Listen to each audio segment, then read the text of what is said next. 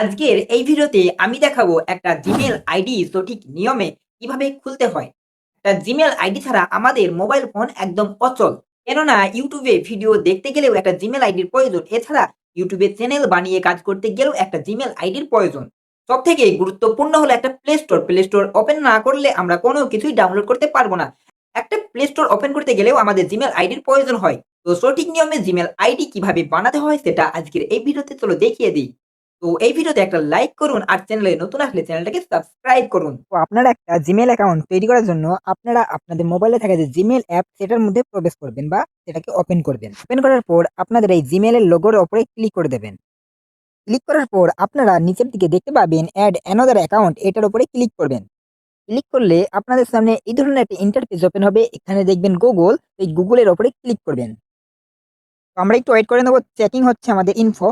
তো আপনারা এখানে দেখতে পাবেন ক্রিয়েট অ্যাকাউন্ট, এটার উপরে ক্লিক করবেন। তো এখানে দেখবেন ফর মাই পার্সোনাল ইউজ, এটার উপরে ক্লিক করবেন।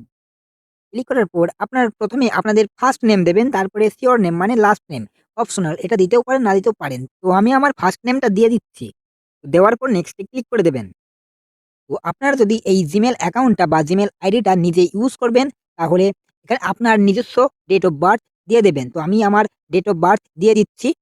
আর নিচে জেন্ডার, এখানে আপনারা মেয়ে হয়ে থাকলে ফিমেল দেবেন, ছেলে হয়ে থাকলে মেল দেবেন। তো আমি ছেলে যেহেতু, তো মেল সিলেক্ট করেছি। তো নেক্সটে ক্লিক করব এবার।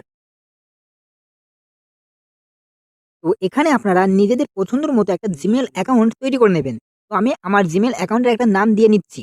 দেওয়ার পর নেক্সট এ ক্লিক করে দেব। তো আমার এই নামটা নিচ্ছে না। তো ওরা এভেইলেবল বলে নিচে দেখতে পাচ্ছেন একটা নাম দিয়েছে।